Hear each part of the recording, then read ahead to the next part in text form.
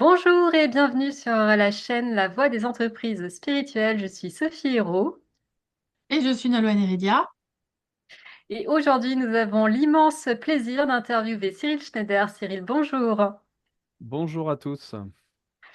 Tu nous viens de loin, tu es au Brésil. Alors Ah, pour ceux qui ne te connaissent pas, est-ce que tu veux bien nous faire une présentation de qui tu es? d'accord. Allons-y. Cyril Schneider, voilà. Donc moi, je suis d'origine d'Alsace, de Mulhouse spécifiquement. Mais donc, ça fait 24 ans que je vis au Brésil, effectivement.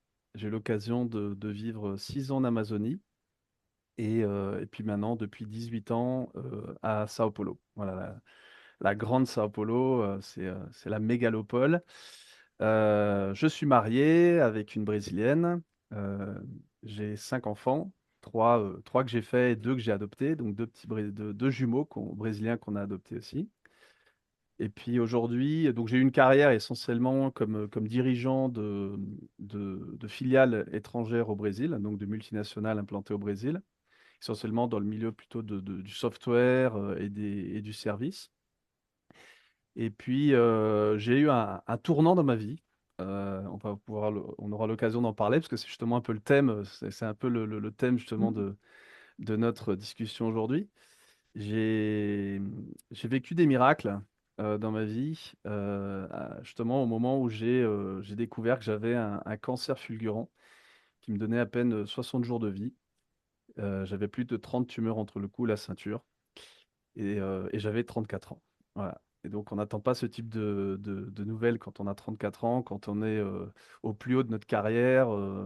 Voilà. Et donc, ça a été le gros tournant dans ma vie.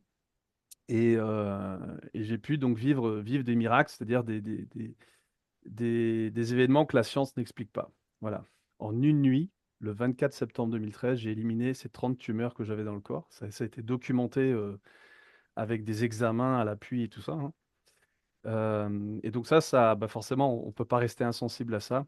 Et, euh, et c'est ce qui m'a fait justement chercher du sens un peu dans ma vie. Et c'est à partir de ce moment-là que je suis sorti donc de ce monde corporatif pour en fait monter mon cabinet de conseil qui après s'est développé à l'international. J'ai développé après un autre cabinet, donc j'ai deux cabinets aujourd'hui, un plutôt orienté personnes physiques particuliers, plutôt sur le thème justement euh, de la finalité de vie et de la spiritualité, et un cabinet de conseil qui aujourd'hui, allez, on va dire que c'est le cabinet de conseil qui paye les factures à la maison, on va dire, qui, euh, qui travaille plutôt la performance collective au sein des entreprises, donc essentiellement des grandes entreprises. Et puis récemment aussi, pendant la pandémie, j'ai lancé une start-up qui développe donc ce qu'on appelle des assessments, donc des évaluations, des tests comportementaux, situationnels, sur des thèmes inédits. On pourra en parler aussi. Euh, et donc voilà, donc j'ai actuellement trois sociétés. Je participe aussi comme conseiller et président de conseil d'autres startups. Mais donc voilà, essentiellement mes activités, c'est ces trois entreprises les trois sont internationales. J'ai des consultants dans plus de 13 pays du monde. Voilà. Donc on travaille essentiellement sur tout le continent américain, donc nord et sud, et sur l'Europe et nord de l'Afrique pour l'instant. Voilà. Euh, donc voilà, je pense que pour la présentation, c'est ça. Ça pose des bases en tout cas. Voilà. Euh, on a envie de parler de spiritualité avec toi, mais comment dire, dans cette question de la spiritualité, il y en a une toute première qui est finalement pourquoi euh, toi tu estimes que la spiritualité elle a vraiment sa place au sein de l'entreprise? Alors, je pense que pour moi, la spiritualité, c'est une compétence, pour commencer. Donc, c'est quelque chose qu'on peut développer, d'accord? C'est pas quelque chose qui est inné. Il y en a forcément qui auront peut-être plus de facilité que d'autres, mais c'est quelque chose donc qu'on peut développer. Euh, L'être humain, il a une caractéristique qui nous différencie justement des animaux, c'est qu'on a la capacité de la transcendance. Donc c'est la capacité justement de se connecter entre âmes. Et, euh, et donc cette capacité de se connecter entre âmes, en fait, elle nous a amené, en fait, durant l'histoire de l'humanité, l'homme existe depuis 2 millions d'années, à justement à vouloir comprendre quelle est cette force extérieure, non visible, qui nous connecte. Et donc, ben, voilà, durant toute cette histoire de l'humanité, on a forcément interprété ça de plusieurs manières. Euh, mais donc, on a besoin de donner un sens à notre vie. Et ça passe par la conscience. La conscience, c'est quoi? Bah, la conscience, en fait, c'est la compréhension de ce qui se passe à l'intérieur de moi et ce qui se passe autour de moi. Voilà. Plus j'élève mon niveau de conscience, bah, plus je vais prendre des bonnes décisions. Et plus je vais prendre des bonnes décisions, bah, plus je vais performer, je vais avoir des résultats. Voilà. Et donc, ben, les entreprises, elles ont besoin de performance. Et donc, je pense qu'il y a vraiment un lien direct, et principalement quand on parle de leadership, quand on parle de la hiérarchie, quand on parle des dirigeants, des managers, il y a un lien direct entre justement cette capacité justement de promouvoir et de développer cette performance et la question et le thème de la conscience. Et la spiritualité, je pense que c'est un moyen pour développer cette conscience. Donc, on peut appeler ça comme on veut, hein. Ça peut être de la méditation, ça peut être de la prière. Quand on s'arrête, on prend du temps pour, euh, pour prier, pour méditer, pour réfléchir, euh, on- et qu'on en fait la relecture de notre journée, la relecture de notre semaine. On essaie de comprendre ce qui se passe, on essaie de faire la lecture de nos émotions, on essaie de regarder autour de nous et puis de comprendre ce que les autres vivent, d'être un peu plus empathique, de se connecter aux autres. Et ben automatiquement, ben, on élève ce niveau de conscience. Et alors, ce qui se passe, c'est que, et puis pour répondre à ta question, je pense que prendre des bonnes décisions quand tout va bien, c'est facile. Mais prendre des décisions quand tout va mal, en pleine crise, là, c'est un peu plus compliqué. Et donc, forcément, les gens qui ont développé cette spiritualité, des gens qui sont spiritualisés, qui ont cette pratique régulière, ils ont naturellement développé cette capacité de maintenir un niveau de conscience élevé. Et donc, forcément, ces gens-là, quand ils se retrouvent au milieu d'une crise dans une entreprise, ça peut être une crise financière, ça peut être une crise humaine, ça peut être une crise, j'en sais rien, avec les clients, enfin, peu importe. Quand ils se retrouvent au milieu d'une crise, eh ben, ils sont plus à même de prendre des bonnes décisions, même en temps de crise. Voilà. Donc je pense qu'effectivement, c'est quelque chose qui est essentiel aujourd'hui au niveau de l'entreprise. Et personnellement, c'est quelque chose que moi-même, au niveau de mon cabinet de conseil, hein, et on est 100% business, hein, on ne parle pas du tout de religion, c'est quelque chose qu'on travaille au niveau des managers, justement. Parce que pour nous, il y a pas de performance sans conscience. C'est pas possible. Est-ce que Et du coup, ça fait du comment... sens? Oui, ça fait du sens. Et comment concrètement ça s'exprime dans ton entreprise? Est-ce que tu fais méditer les gens? Est-ce que quand tu accompagnes quelqu'un, tu fais développer cette forme de conscience-là? Comment ça se présente dans ton entreprise? Alors, il y a quelque chose que nous, on travaille beaucoup, alors aussi bien nous à notre niveau hein, qu'au niveau de nos clients. C'est ce qu'on appelle les rituels. Euh, les rituels, c'est justement c'est des choses qu'on va mettre en place de manière régulière, qui vont devenir un peu euh, ouais, des pratiques, on va dire, régulières, où justement on va prendre du temps. Et quand on dit prendre du temps, ça peut être 10 minutes, hein. Pas forcément, on va pas forcément prendre toute la journée. Ça peut être 10 minutes. Mais par exemple, quand on commence une réunion, on a le rituel du check-in. On appelle ça le check-in et le check-out. Donc le check-in, ben, on arrive. Et dans quel état d'esprit on arrive? Comment on arrive? Et on prend du temps pour d'abord se connecter et justement se connecter à soi-même, se connecter aux autres, se connecter au thème avant de commencer à discuter, avant de commencer à rentrer dans le sujet de la réunion. Et ça, c'est important parce que justement, on a souvent tendance à vivre au pilote automatique. Et la vie nous amène en fait à vivre au pilote automatique. Et donc, ben, ces rituels, ils sont travaillés de manière bah, au début, c'est pas facile. Donc, il faut répéter tout ça. Donc, nous, quand on est en tant que coach, en tant que consultant, justement, c'est ce qu'on aide les clients à faire jusqu'à ce que ça devienne une habitude, en fait. Mais donc, on a ces rituels qui sont mis en place. Il y a, il y a un truc que je, que je, hein, que je- j'utilise pas mal avec les managers. Je leur pose la question, mais tu sais pourquoi la chaise du président, elle est plus haute que les autres? La chaise des présidents, en général, elles ont un, un truc derrière comme Oui. ça, tu vois, pour mettre la tête comme ça. Et il y a une raison pour ça, et c'est vrai, hein, ce que je dis, c'est pas une blague, c'est vrai. C'est qu'en fait, le président, lui, il est payé pour se mettre comme ça et regarder le plafond. En fait, le mec, il est payé pour penser. Si tu regardes la chaise d'une secrétaire, elle est hyper courte. Pourquoi? Parce qu'en fait, on veut une secrétaire qui soit justement devant son ordi, à répondre au téléphone et tout. On veut surtout pas qu'elle se repose, la secrétaire. Mais le président, il est payé pour penser l'entreprise. Et ça, c'est important. Parce que justement, quelque part, un président qui vit en pilote automatique, qui est toujours dans l'action et tout ça, bah, il prend pas le temps de penser. Il a pas le temps pour élever son niveau de conscience. Il est toujours en train de courir derrière des trucs et tout.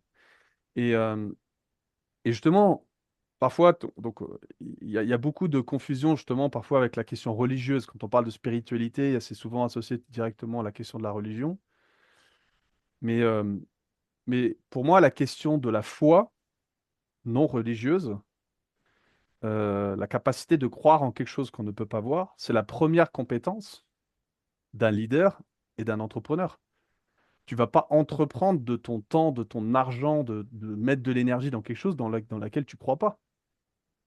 Pour moi, la meilleure définition de l'entrepreneur, c'est un mec qui saute d'un avion et qui va coudre son parachute en plein vol. Il va fabriquer son parachute en plein vol. Ah, il faut en avoir de la foi, hein.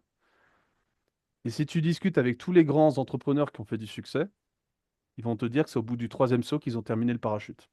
C'est-à-dire que les deux premières fois, ils se sont complètement explosés par terre et ils sont remontés dans l'avion. Donc, ils n'ont pas perdu la foi. Ils continuaient d'y croire. Et c'est seulement au troisième saut qu'ils ont réussi à le terminer. Et donc, ben voilà, mais pour avoir la foi, c'est quelque chose qui est intangible, c'est quelque chose qu'on ne voit pas, justement. C'est ça. Je crois en quelque chose que je ne peux pas voir. Je crois en mes capacités, je crois en mon marché, je crois en mes employés, je crois en mon produit. Mais j'ai aucune garantie que ça va marcher.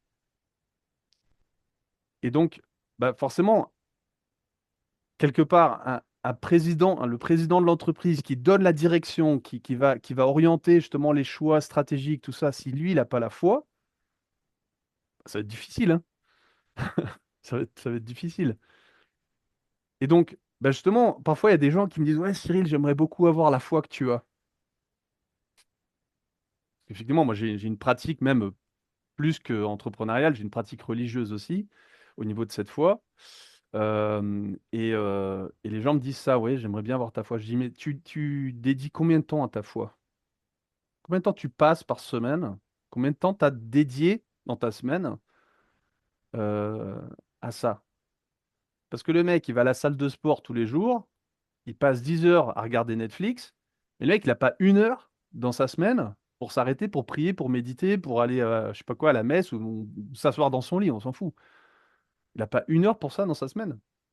Comment tu veux développer ta foi? C'est pas possible. Et donc, c'est là où, en fait, ben, les gens, ils n'ont pas été enseignés. En fait, on les a pas préparés pour ça. On les a pas préparés pour ça. Et on est toujours en permanence dans l'action. On est toujours dans, voilà, il faut faire des choses, on remplit son agenda et on ne prend pas le temps, en fait, de réfléchir. Et quand on est en pilote automatique, en général, ben, justement, c'est là où on se sabote, en fait. C'est là où on regarde le propre nombril. Notre vision, elle va pas très loin, quoi. Moi, j'aimerais te faire préciser parce que tu distingues bien en fait la spiritualité et la religion. Mhm. Tu parles d'ailleurs de foi non religieuse. Est-ce que tu veux bien, tu as défini tout à l'heure la spiritualité, est-ce que tu veux bien, enfin, quand même faire un comparatif parce que souvent les gens font l'amalgame entre les deux. Mhm. Et voilà, je veux bien que tu précises. Et en fait, si tu es d'accord aussi pour partager ça, tu as dit que tu étais pratiquant. Euh, Est-ce qu'il y a vraiment une différence entre tes pratiques, j'allais dire religieuses, mais euh, ma question, elle n'est pas évidente parce que à la fois, oui, il y a des différences, mais c'est dans l'intention que tu mets. Est-ce qu'il y a vraiment une différence entre tes pratiques religieuses et tes pratiques spirituelles, en fait, ou dites spirituelles dans le cadre de l'entreprise? Alors, première chose, la différence entre la spiritualité, la foi et la religion. Donc la spiritualité, c'est la capacité qu'on a à transcender, donc à se connecter avec justement, avec l'au-delà, avec notre âme. On a un corps et on a une âme. Et la, la foi, c'est en quoi on croit. Donc la foi, elle n'est pas forcément religieuse. On peut croire justement en notre entreprise, on peut croire en plein de choses. Voilà. Donc la foi, c'est en quoi tu crois. Et la religion, c'est la pratique de ta foi. Le, En général, les gens, ils se prennent la tête pas à cause de la foi, mais à cause de la religion, justement.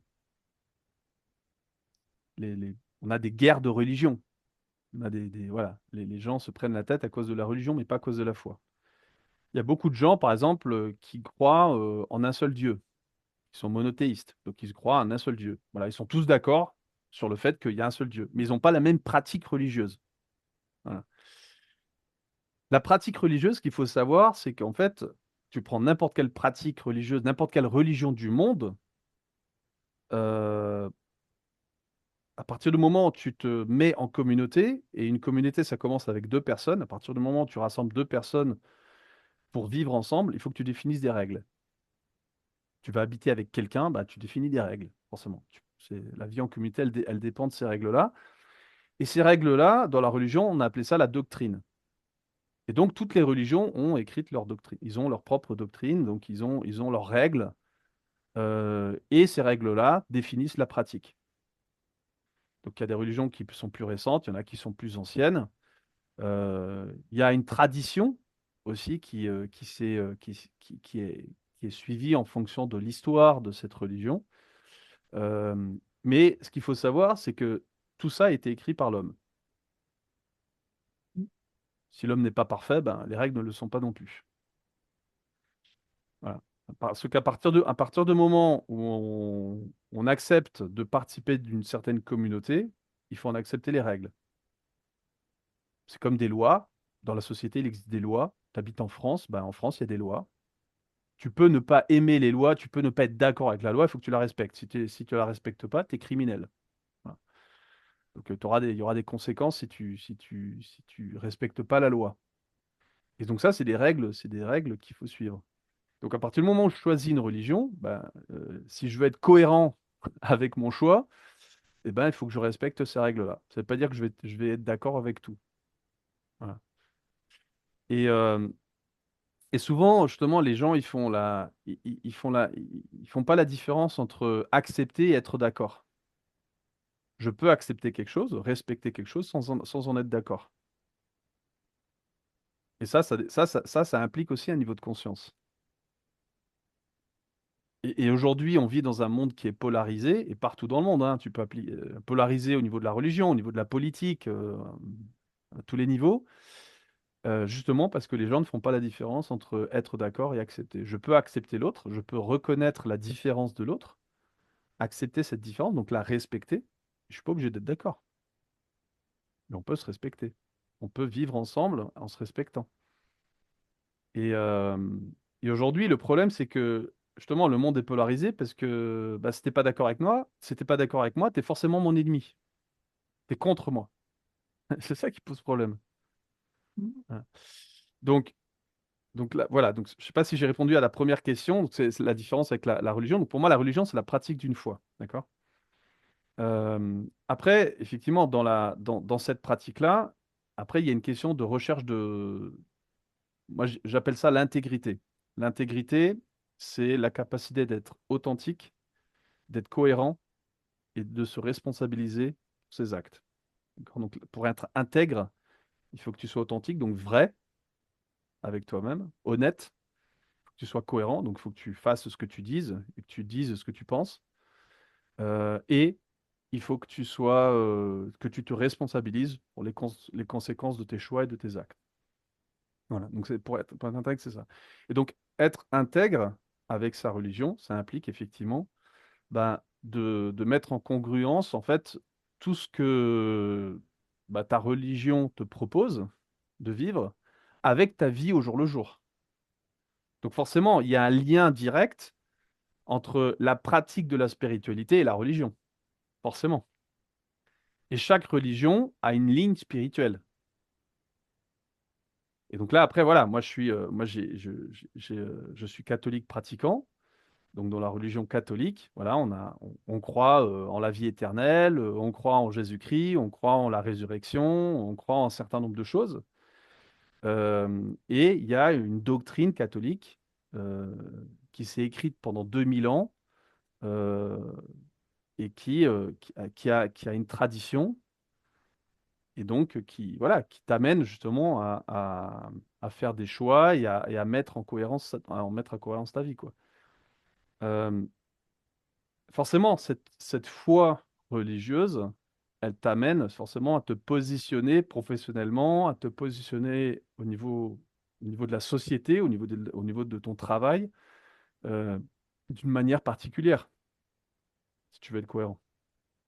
Même si au jour le jour, tu vas pas faire du prosélytisme nécessairement, tu vas pas. Moi, je le dis toujours, hein, moi, je suis pas en croisade, hein. J'ai aucun intérêt à vouloir convertir les gens et tout ça. Je pense que c'est pas ma responsabilité d'ailleurs. Euh, Dans la religion catholique, on croit en l'Esprit Saint. Bah, pour nous, c'est l'Esprit Saint qui convertit. Après, nous, ce qu'on peut, c'est éveiller les consciences et donner envie aux gens, à partir de notre propre exemple, ben, de vouloir justement approfondir justement cette foi, de vouloir étudier, de vouloir comprendre, de vouloir vivre quelque chose de similaire. Mais on donne envie, mais on convertit pas les gens. Et moi, concrètement, pour faire un parallèle assez simple, par exemple, moi, il y a un truc il y a une phrase que je dis au niveau des entreprises, c'est que il n'y a pas de durabilité sans générosité. Il n'y a pas de pérennité sans générosité. Voilà. Si tu veux exploiter les gens, ça ne dure pas très longtemps. Et donc, dans la générosité, justement, il y a une dimension quelque part d'amour. Il y a une dimension de vouloir faire le bien, voilà, d'avoir un regard empathique envers l'autre. Et quand je parle de générosité, je ne parle pas forcément d'une générosité matérielle. C'est pas de donner plus d'argent, je sais pas si j'ai vendu par exemple, si je vais faire un atelier dans une entreprise de 8 heures, ben, je vais pas faire 10 heures, je vais faire 8 heures. Il faut que je respecte l'agenda des gars, quoi. Enfin, du client. Donc si j'ai vendu 8 heures, je vais faire 8 heures. Donc d'être généreux, c'est pas de faire plus nécessairement. Mais pendant ces 8 heures, je vais être 300% connecté avec cette équipe, avec mon client. Donc la générosité, elle est aussi dans l'intensité. Voilà. Elle est dans les intentions que tu mets aussi. Donc si tu travailles avec amour, avec générosité, bah, les gens le sentent.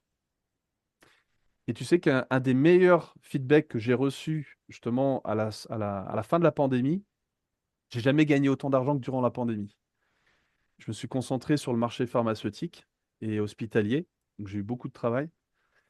Et à la fin de la pandémie, il y a une business partner de RH qui m'appelle et elle me dit, Cyril, tu sais, cette année, de tous les projets que tu as fait avec nous, tu as toujours été le plus cher. Alors je lui dis, bah, c'est cool de savoir ça, mais pourquoi vous avez payé plus cher Et elle m'a dit, parfois, on était 50% plus cher que le deuxième prix, quoi. Parce ils ont du compliance, ils sont obligés d'avoir plusieurs prix, tout ça. Bon. Et même comme ça, ils nous avaient embauchés, nous, même en étant 50% plus cher.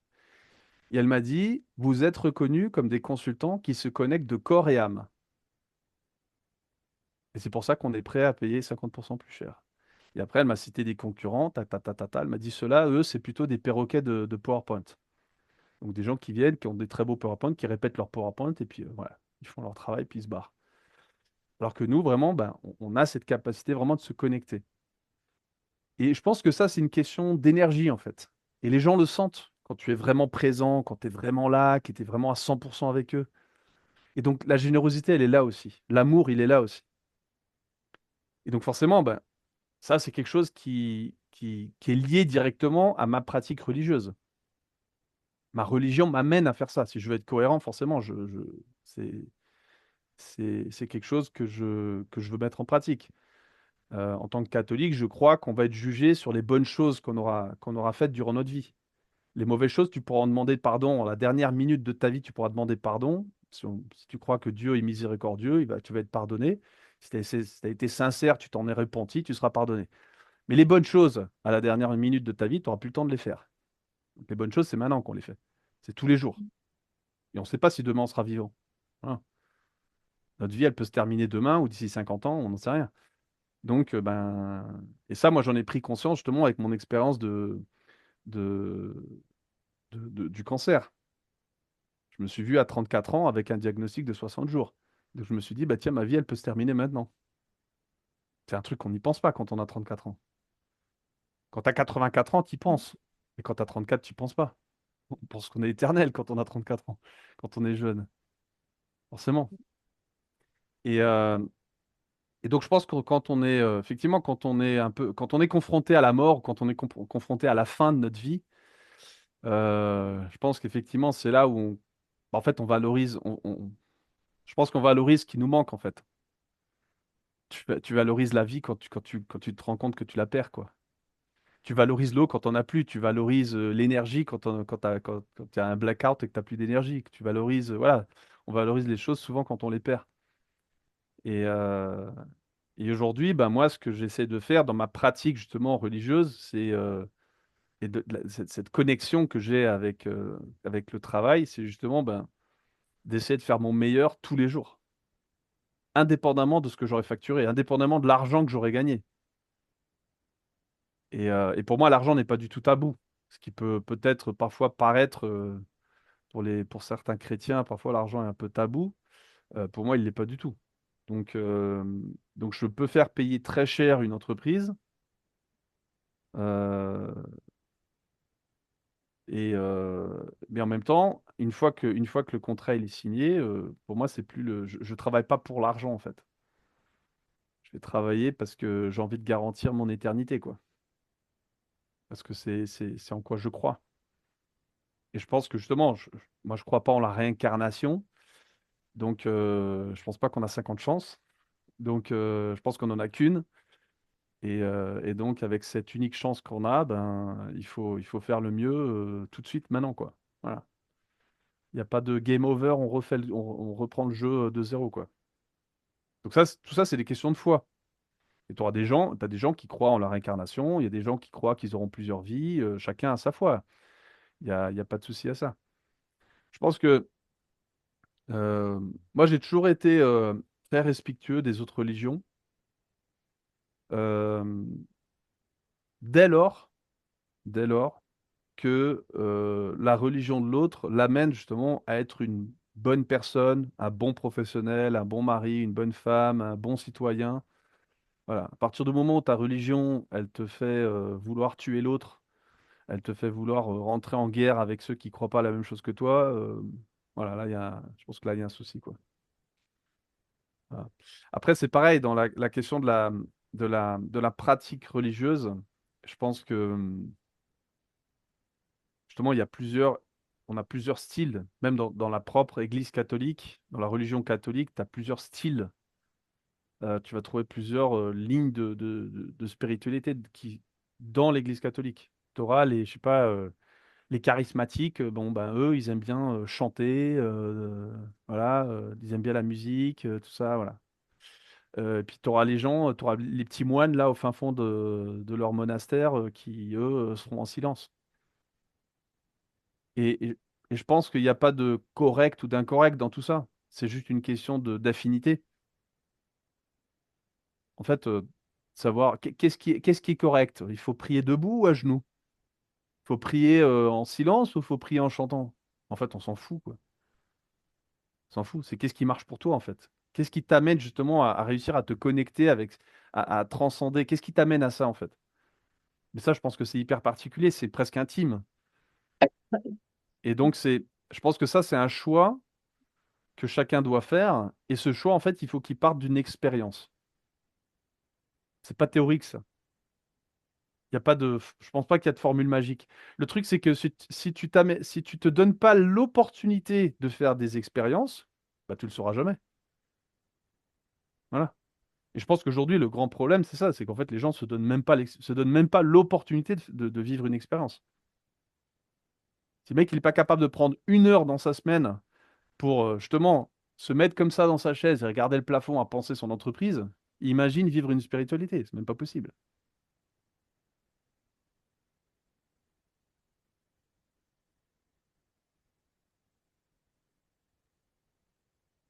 Quoi de plus? J'ai répondu à ta question? Largement, oui. Et Ouais? merci pour l'avoir développé. Merci beaucoup, c'est précieux. Ouais. Et si je reviens un peu à l'entrepreneuriat tout en intégrant la dimension spirituelle, tu as parlé du cancer tout à l'heure. À quel moment tu as senti faire une bascule? Est-ce que tu as été différent au niveau du professionnel avant ton cancer ou après ton cancer? Est-ce qu'il y a eu autre chose? Comment ça s'est passé pour toi? À quel moment tu as eu un déclic? Et est-ce que tu en as eu un? Ouais. Je pense qu'il y en a eu Voilà. plusieurs, hein. Il y en a eu plusieurs. Euh, Moi, si tu veux, j'ai été, juste pour faire un petit peu une rétrospective, je suis arrivé au Brésil, j'ai fait mes 22 ans au Brésil. D'accord? Donc j'étais hyper jeune. Je suis venu pour une coopération internationale. Et à 22 ans, après même pas 8 mois de Brésil, j'ai été nommé directeur d'une radio-télé en Amazonie. J'étais jamais rentré dans un studio de ma vie. D'accord? Et j'étais directeur d'une radio-télé. Ça, c'était en 2002. Euh, C'était une année de Coupe du Monde et une année d'élection fédérale au Brésil, donc du président de la République, tout ça. Donc t'imagines être directeur d'une radio dans un contexte comme ça, à 22 ans, sans aucune expérience. Aucune expérience. Moi, j'ai fait une formation en génie mécanique à l'origine. Alors, j'étais loin de comprendre comment ça marchait une radio. Et puis, moi, le monde du business, c'était pas du tout mon truc. J'avais bossé en bureau d'études dans l'industrie sur Mulhouse, quoi. Voilà. Euh, et pourquoi je te raconte ça? Parce que, si tu veux, je pense que bon, moi, j'ai été 14 ans scout de France. Donc, effectivement, ce côté entrepreneurial, je l'ai vécu depuis très jeune, hein. J'ai été scout de 7 ans à 21 ans, hein. J'ai tout fait, hein. Des louveteaux, compagnons, j'ai fait toutes les tranches d'âge. Donc, des projets, des camps scouts, du service, enfin, voilà. J'en ai fait des centaines. Et en fait, depuis très jeune, j'ai toujours été leader, en fait. J'ai toujours été choisi comme chef d'équipe, tout ça. Voilà. Et donc, je pense que j'ai développé effectivement une attitude entrepreneuriale, une attitude responsable, une attitude de leadership. Et ça m'a amené en fait à prendre des responsabilités très vite. Et en plus de ça, bah ça te masse un peu ton ego quand même, hein. Et puis quand tu es jeune, tu es content, voilà, t'es content de te la jouer un petit peu quand même. Et donc forcément, bah, ça m'a amené quand même à avoir une attitude aussi un peu arrogante. Tu vois. Et je pense que bah, très vite, j'ai gravi les échelons. Et au Brésil, le fait d'être importé, tu sais, de venir de l'extérieur, d'être français, tout ça, tout de suite, tu es aussi valorisé rien que pour ça. À 28 ans, j'étais CEO, j'étais directeur général d'une filiale étrangère au Brésil, à 28 ans. J'aurais jamais été directeur général PDG d'une entreprise à 28 ans en France.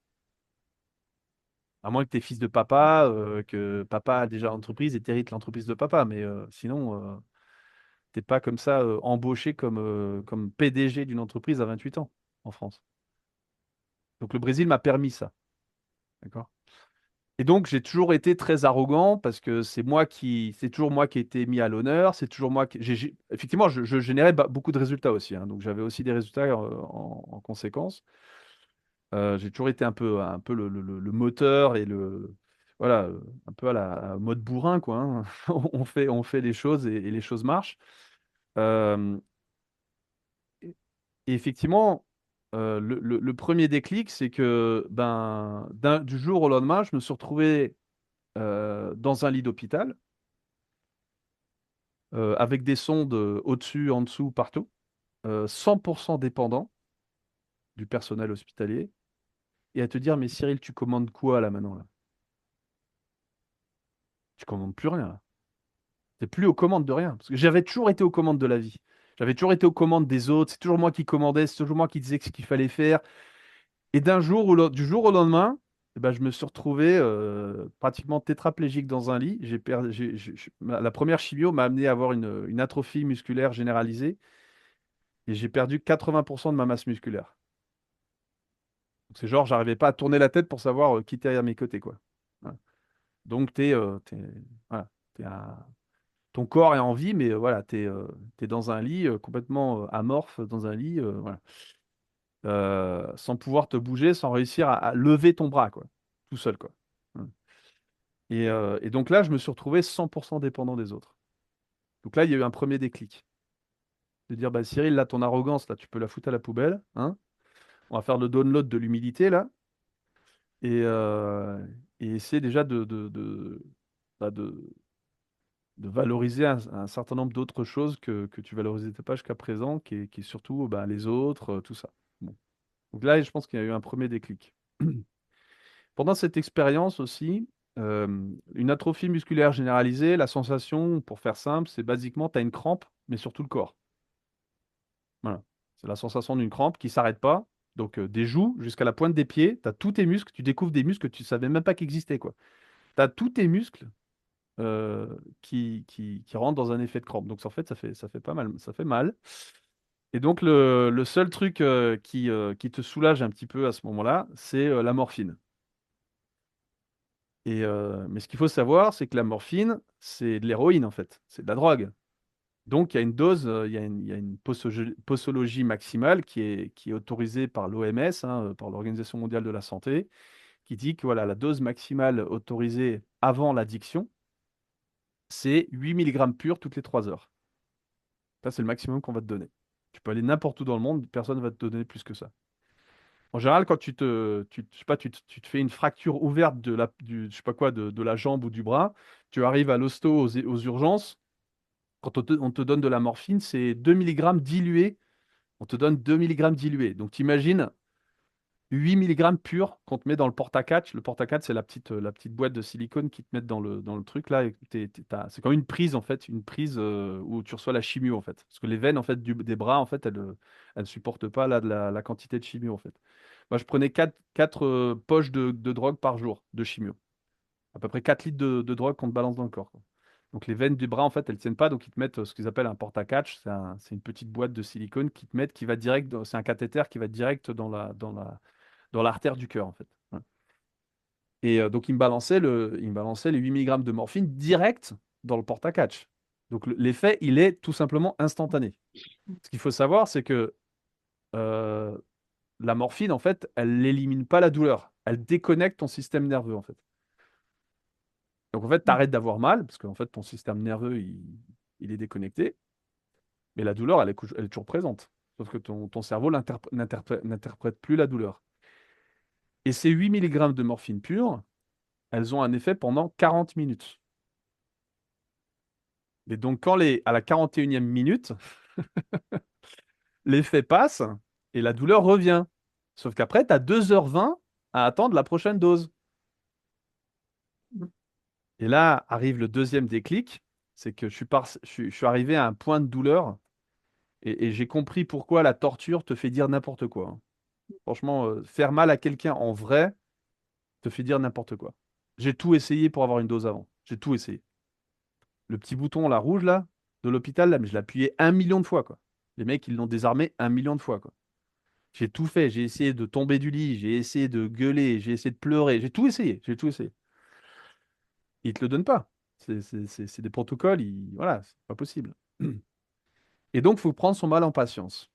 Et je suis arrivé à un point de douleur où je me suis dit, je suis prêt à mourir. Je suis prêt. Je commande plus rien. Je me livre littéralement. Je suis prêt. Et j'ai prié avec toutes mes forces et j'ai dit à Dieu, qu'il soit fait ta volonté à partir de maintenant. Je me livre à toi. Fais ce que tu veux avec moi. Je peux mourir maintenant. Je suis prêt pour mourir. Parce que j'avais plus quoi faire. Et ça, c'est le deuxième déclic parce que c'est à partir de ce moment-là très précis qu'en fait ma santé en fait s'est améliorée. Mon corps a commencé à réagir à la chimio, a commencé à réagir aux médicaments et tout ça. C'est quand je me suis livré en fait. C'est quand je me suis presque abandonné à Dieu que j'ai eu ce deuxième déclic et mon corps a commencé à réagir. Marrant ça. Et alors, euh,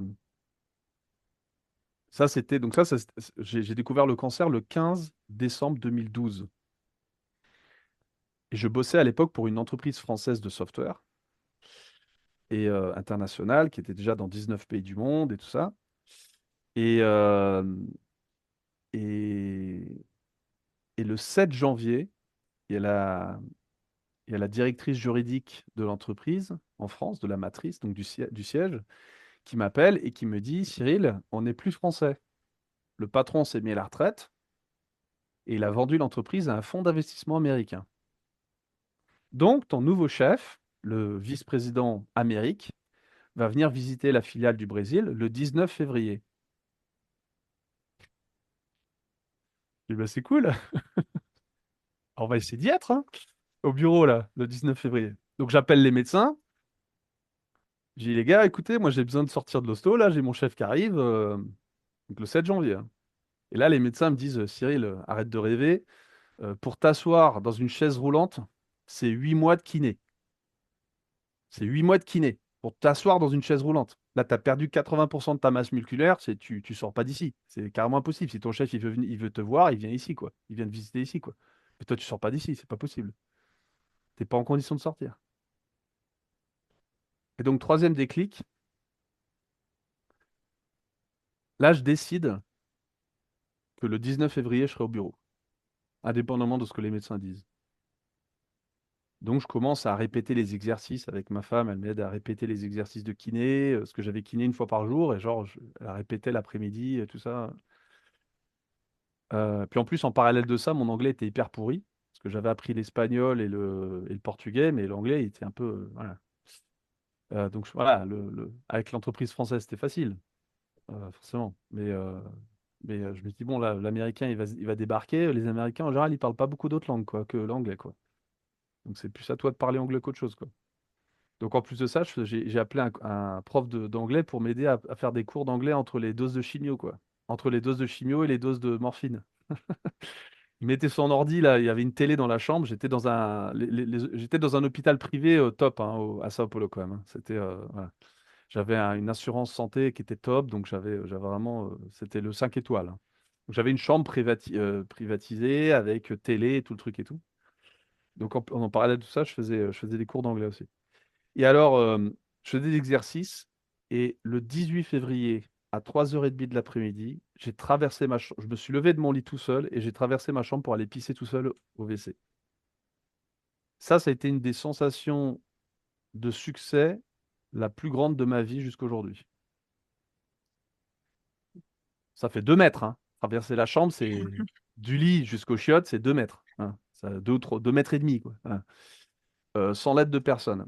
Le même jour, Le même jour, à 20h le soir, j'ai reçu, ils m'ont libéré de l'hôpital, je suis rentré chez moi, et le lendemain matin, à 10h30 du mat, je recevais mon chef, mon nouveau chef au bureau. Et euh, alors j'étais complètement chauve, tout ça,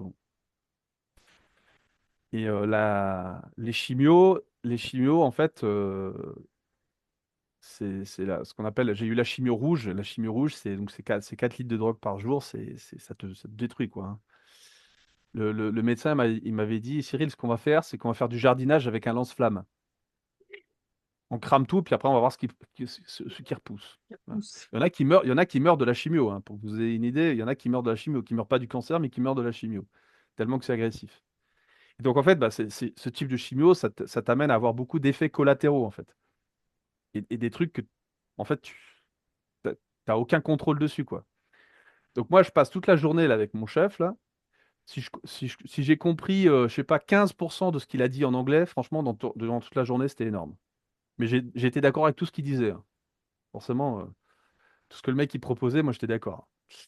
Et alors, arrive la fin de la journée, je sais pas, il était vers 4 heures, par exemple. Et là, moi, je commence à transpirer, mais des seaux d'eau, quoi. Genre, ma chemise, elle était mais complètement collée sur le corps de tellement qu'elle était mouillée, quoi. Tu vois. Mais incontrôlable. Incontrôlable. Je commence à transpirer à mort. Et je me tiens à la table comme ça, et je dis, Cyril, ne tombe pas dans les pommes. Il va se barrer, ne tombe pas dans les pommes, il va se barrer, ne tombe pas dans les pommes, tiens bon, tiens bon, tiens bon. Et là, le gars, forcément, bah, il voit très bien que je suis en train de pas, de passer mal, enfin, de pas être bien et tout ça. Et lui, il était en train de ranger ses affaires déjà pour se barrer, parce que le lendemain, il allait en Argentine. Et là, il me regarde et puis il me dit en anglais, Are you available to work, really? Vous êtes vraiment apte à travailler, vraiment là? Vous êtes sûr? Et moi, je lui réponds, Of course, bien sûr, je vais super bien. Je me suis jamais aussi bien senti de ma vie, quoi. Et là, le gars, il s'arrête un peu, tu vois, il me regarde et puis, comme ça, il balance sa tête et puis il me dit, OK, I will trust you. Je vais vous faire confiance. Alors qu'il savait très bien, en fait, que j'allais pas bien. Tu vois. Et ça, c'est un troisième déclic, parce qu'il m'a vraiment donné son vote de confiance, alors qu'il savait que j'allais pas bien. Mais il a vu quelque part la détermination que j'avais, en fait. Et, et là, on parle de foi aussi. C'est une question de foi, là. Il a eu un acte de foi envers moi. Alors, j'ai su, un an après, l'année de 2013, on a été. Alors, j'ai fait plein de. L'histoire est longue, mais j'ai fait plein d'actions et tout ça. On a été la filiale qui a eu la plus grosse croissance par employé du monde. Donc, on a eu des super résultats, en fait. Et, euh, et donc, tous les ans, les Américains, ils aiment bien faire les rencontres annuelles avec les super hôtels et tout ça. Donc, à l'époque, c'était à Orlando, en Floride, avec toutes les filiales du monde réunies, avec tous les managers et tout ça. Bon. Et donc, ils avaient inventé un prix, et j'avais gagné un prix de leadership, enfin voilà, justement pour avoir survécu au cancer et avoir été inspirant pour toute l'équipe, blablabla, et puis pour les résultats qu'on avait eus. Bon. Et puis à la fin de l'événement, la remise des prix, j'étais au bar de l'hôtel avec mon chef, et puis il me dit, Cyril, thank you so much, merci beaucoup. Je dis, mais pourquoi? Et il me dit, tu m'as fait gagner 8 bouteilles de champagne.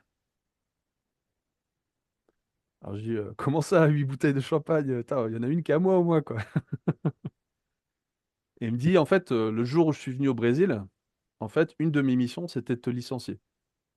Parce qu'en fait, vu la taille de la filiale au Brésil, en fait, on n'avait pas vraiment besoin d'un directeur général au Brésil, quoi. On aurait pu gérer de dehors depuis les États-Unis, quoi. Donc, une de mes missions, c'était de te licencier. Sauf que quand je t'ai vu dans cette situation, je peux pas licencier ce mec. Et donc, je suis revenu aux États-Unis sans t'avoir licencié et tout le monde s'est foutu de ma gueule, tu vois.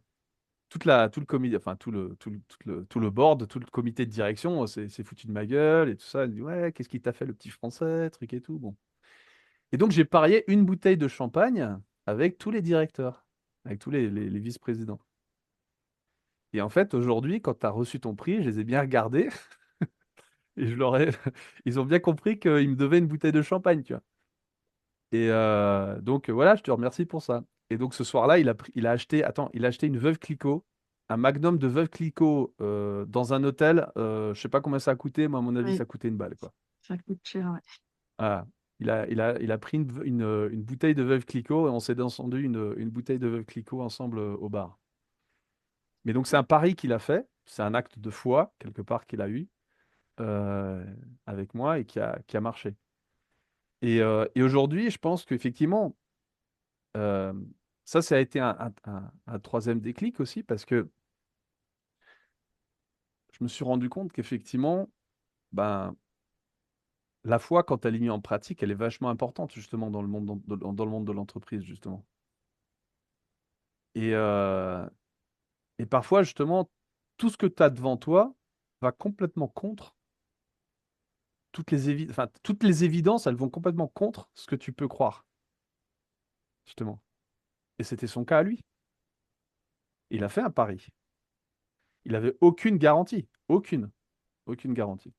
Mais il a eu un peu ce feeling, tu vois, ce sentiment de se dire, bah, tiens, non, je vais faire ce pari. Et je pense que quelqu'un qui est spiritualisé, justement, un manager qui est spiritualisé, qui pratique une foi, peu importe laquelle, eh ben, il est capable de faire ce type de pari. Sans aucune explication logique, matérielle. Il n'a aucune évidence que ça va marcher. Mais il a cette capacité sensitive de prendre des décisions là-dessus. Donc là, je pense qu'il y a eu un déclic. Et, euh, et moi, ça, c'est quelque chose que j'ai commencé aussi à mettre en pratique dans mes pratiques managériales. Justement, de donner ce vote de confiance aux gens aussi. Et donner son vote de confiance, ça ne veut pas dire fermer les yeux. Ça ne veut pas dire abandonner la personne. Non. Je peux donner mon vote de confiance et rester prudent. De, et puis accompagner, supervisionner, tout ça. On va pas forcément fermer les yeux. Mais de donner ce vote de confiance aux gens.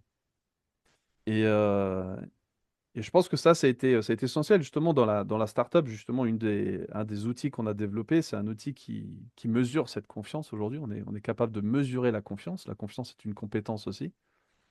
Et la première dimension de la confiance, c'est la foi, justement.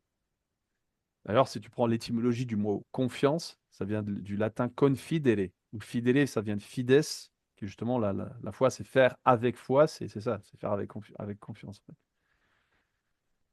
Je ne sais pas si ça répond à ta question, mais après, bon, il y a eu après, dans la question des déclics, comme tu le dis, moi, j'ai eu d'autres déclics. Alors, ça, c'est les déclics liés plutôt au cancer. Après, avec ma femme, c'est vrai qu'on est passé par beaucoup de, de difficultés matérielles, de santé, financières, tout ça. En 2009, je suis passé par une faillite au niveau d'une entreprise. J'étais directeur général d'une entreprise espagnole qui a fait faillite durant la crise de 2008-2009. Et je me suis retrouvé avec toutes les dettes parce que j'étais statutaire de l'entreprise. J'étais le directeur général et l'administrateur légal de l'entreprise au Brésil. Donc je me suis retrouvé avec toutes les dettes de l'entreprise qui me sont tombées dessus. Des dettes que j'ai mis quand même 9 ans à payer, hein. Je me suis retrouvé 5 ans sans compte bancaire. Ah, tu vois si ton mariage il est bon, hein. Ah, tu vois si ton couple il tient bon ou pas, quoi. C'est pas tout le monde qui tient bon, hein. Pourquoi je te dis ça? Parce que j'ai eu plusieurs déclics avec ma femme et j'ai appris à faire confiance à la providence. La providence, c'est justement dans la foi catholique, on croit en la providence de Dieu. Donc c'est Dieu qui va. Je dis toujours, Dieu va faire l'impossible dès lors que toi tu fais le possible. Si tu fais ta part et que ce que tu fais euh, est en faveur du bien en fait, du bien commun, du bien tout ça, et ben en fait tu travailles à son service quoi. Donc si tu bosses à son service, ce que tu fais passe à être de son intérêt à lui. Et donc forcément, parfois, il te donne des coups de pouce. Voilà. Petits coups de pouce de temps en temps. Et donc je dis toujours, voilà, lui, il va faire l'impossible si toi, tu fais le possible. Donc ça, c'est la providence. Et parfois, il y a des choses, et c'est marrant parce que parfois, il y a des choses qui ont super bien marché, c'est-à-dire qu'on a eu des ressources, mais c'est d'un jour à l'autre, quoi. Et tu te retrouves sans rien, et le lendemain, tu as quelque chose qui te tombe dans les mains et qui résout ta vie, en fait. Et tu dis, mais putain, mais d'où c'est sorti, quoi, ce truc? Donc il y a eu des déclics comme ça. Et en même temps, il y a eu des fois aussi où nous, on a essayé de faire des choses et ça marchait pas. Et alors au début, tu es un peu têtu. Tu te dis, ah non, non, mais attends, mais on va être déterminé, on va y aller là, focus là. On désiste pas, quoi. Et ça marchait pas, quoi. Et donc, forcément, tu as les boules et tout, ça t'énerve et tout ça.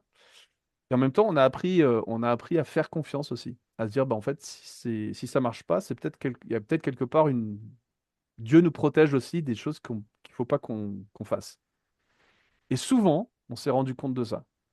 On s'est rendu compte justement qu'il y a des choses qu'on voulait faire, et puis il s'est passé un bout de temps, et puis tu regardes en arrière, tu dis, putain, mais heureusement qu'on n'a pas fait ça, quoi. Mm. Heureusement, quoi. Tu vois. Et quelque part, ben, il y avait un peu cette force invisible qui nous avait protégés, qui est un peu l'ange gardien, tu sais, un peu qui te tire le frein à main pour que tu te prennes pas le mur à 200 à l'heure, quoi. Et, euh, et ça, on a eu l'occasion de le vivre, mais plusieurs fois, quoi. Plusieurs fois. Et donc, ben, effectivement, dans cette pratique spirituelle, si tu veux, de remettre les choses à Dieu, de pas vouloir tout contrôler. Pour moi, qui avait toujours été le gars arrogant qui résolvait, c'est moi qui résolvais tout, enfin, ben ça a été un exercice, quoi. Il y a eu plusieurs déclics à ce niveau-là aussi, quoi. Tu vois. Et aujourd'hui, je pense que j'en ai conscience parce que, ben oui, aujourd'hui, moi, ce que je dis, c'est que ma foi, aujourd'hui, moi, j'ai la chance d'avoir une foi qui est expérimentée. Donc, c'est une croyance consolidée, c'est-à-dire que c'est une croyance basée sur des expériences, des faits matérialisés, quoi. Tu vois. Justement, dans les évangiles, on a, euh, on a Saint Pierre qui est prisonnier justement à Rome et qui dit justement aux Romains, mais votre foi, elle est plus grande que la mienne. Parce que moi, Jésus, moi, je l'ai côtoyé, Jésus.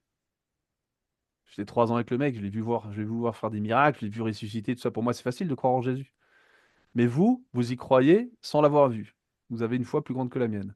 Et moi, parfois, je me sens un peu comme Saint Pierre, justement, parce que quelque part, cette foi, moi, c'est facile pour moi parce que je l'ai expérimenté.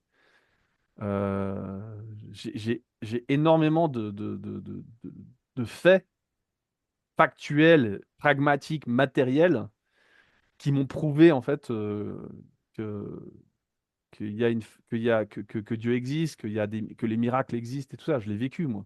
Donc, c'est facile pour moi, quelque part.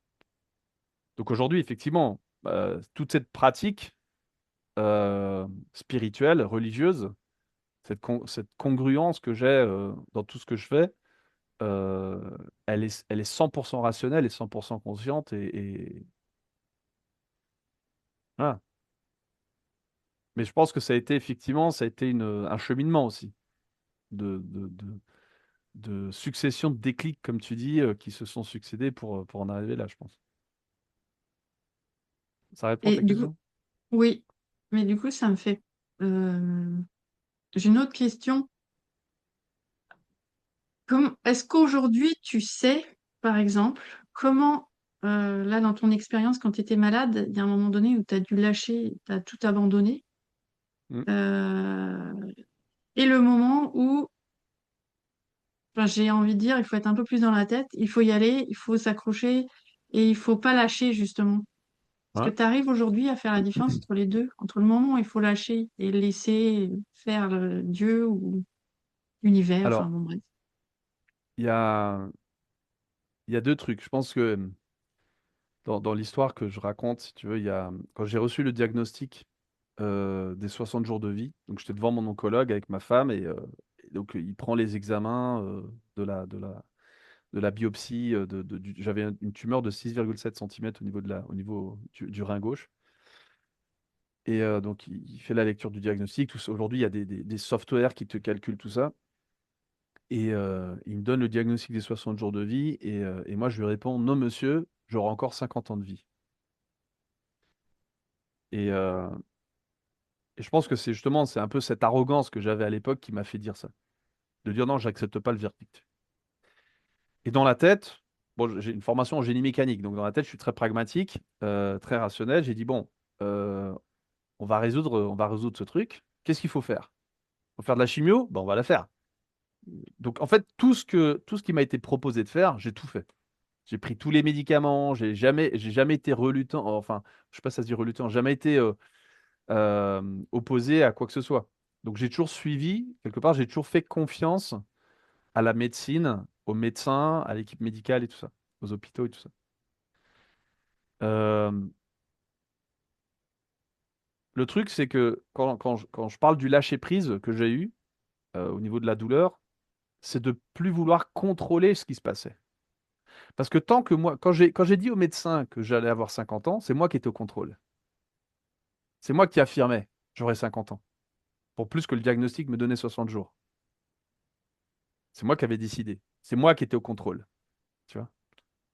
Et quand j'ai eu ce lâcher-prise, ça ne veut pas dire que j'ai plus fait confiance, ça ne veut pas dire que j'ai abandonné. Mais j'ai dit, Cyril, tu n'es plus au contrôle.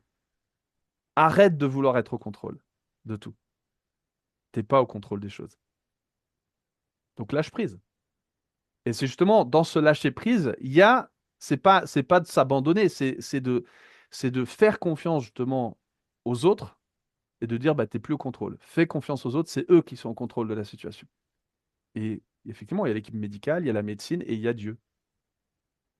Et, euh, et je pense aujourd'hui, moi je pense qu'aujourd'hui, enfin, je suis convaincu de ça, hein, que d'une manière ou d'une autre, j'aurais survécu à ce cancer. Euh, je me suis guéri en 287 jours exactement. Entre le diagnostic et, euh, et, euh, et la guérison, enfin l'examen qui a révélé que j'avais plus de tumeur dans le corps, j'avais plus de traces de cancer dans le corps, il y a 287 jours. Et je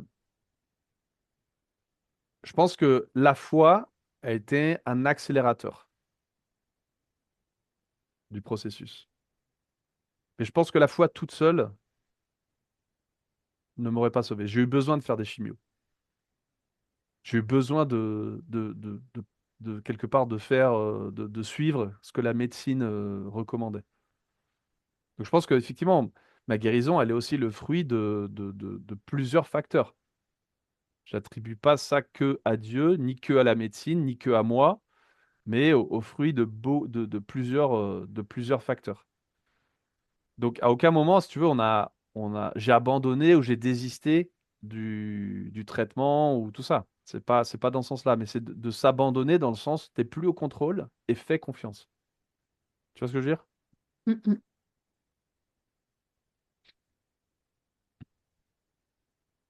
Cyril, t'es hyper passionnant. Moi, j'ai encore plein de questions. Ça fait déjà un peu plus d'une heure qu'on est en interview Ouais, et je pense qu'on va devoir reprendre rendez-vous ouais. parce que ouais, j'ai encore plein de choses que j'aimerais, voilà, pour lesquelles j'aimerais que tu nous partages. Pour autant, malheureusement, et je pense que, enfin, sauf si Nolwenn, tu as une question qui t'est chère, que tu veux poser là maintenant, mais sinon, je pense qu'il va falloir qu'on commence à clôturer. Oui, j'avais d'autres questions, mais non, elles peuvent attendre.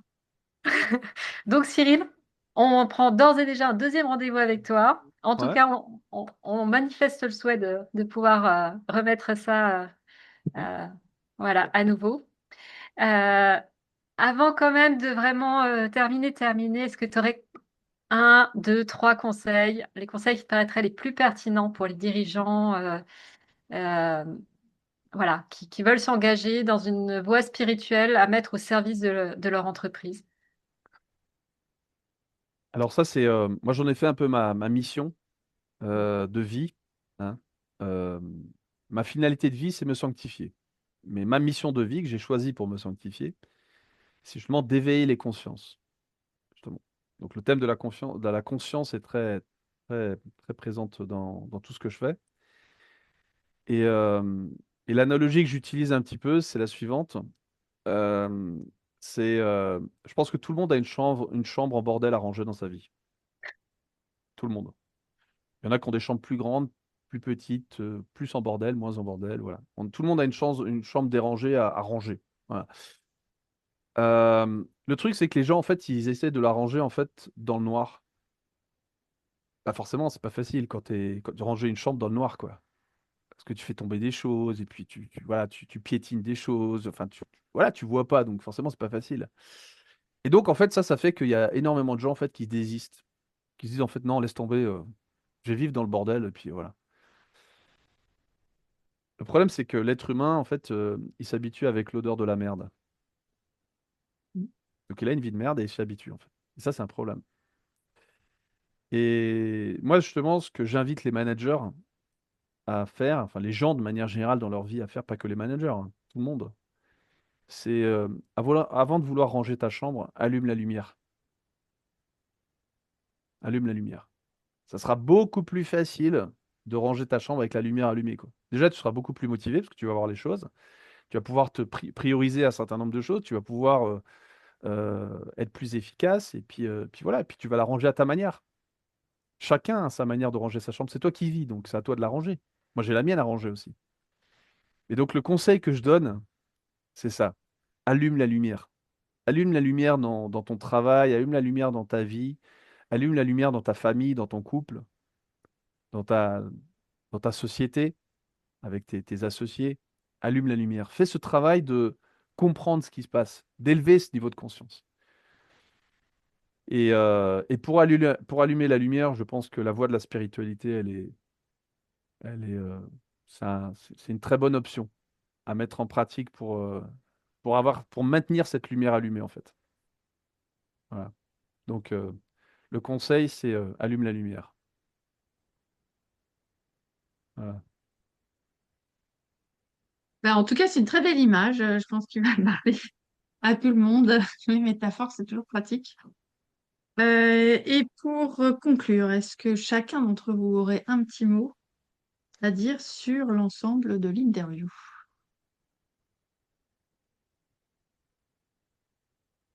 Bah, pour moi, c'est passé vite. Donc, c'est toujours passionnant, forcément. Donc, beaucoup de choses à dire, beaucoup d'histoires à raconter. Donc, peut-être le mot, c'est le mot que je laisserais en un seul mot, ce serait le mot passion. Voilà. Moi, ce serait miracle, parce que avec tes mots et ton expérience, tu nous as démontré en fait que les miracles existent. Et quelqu'un disait, j'ai plus la phrase exacte, mais qu'en fait, un miracle, enfin, c'est pas un truc exceptionnel, c'est juste la magie du quotidien. Donc, voilà. Enfin, merci de nous avoir rappelé que, voilà, les miracles existent et qu'ils nous sont accessibles, qui que nous soyons. Mm. Et toi, Nolwenn? Moi, ce serait foi parce que je trouve que Cyril, tu l'as bien redéfini. Parce que c'est vrai que c'est pas simple de décrire la foi et je trouve que tu l'as. Bon, voilà, je trouve que c'était parlant pour moi. Donc, ce serait foi pour moi. Ok, super. Eh bien, merci encore, Cyril, d'avoir répondu à nos questions. Et comme tu Mais, l'as compris, on va insister pour replanifier un prochain rendez-vous d'interview. mais Et merci à vous aussi ouais. pour cette opportunité. Pour moi, c'est toujours un plaisir, effectivement, de parler de ces sujets-là. Merci pour cette opportunité, ben, aussi de pouvoir partager avec tous ceux qui vont assister après dans la suite, voilà, de pouvoir amener ce message à beaucoup plus de monde. Donc, merci à vous et bravo pour ce travail aussi. Eh bien, merci encore. Et pour vous, chers auditeurs, on espère vous retrouver prochainement sur une prochaine interview. Et voilà, vous croisez les doigts avec nous pour qu'on ait ce miracle d'avoir une interview numéro 2 avec Cyril Schneider, qu'on remercie vraiment d'avoir pris le temps, tout ce temps à nous consacrer pour répondre à nos questions. Merci encore, Cyril. Ok, À à bientôt à bientôt. tous. Au revoir.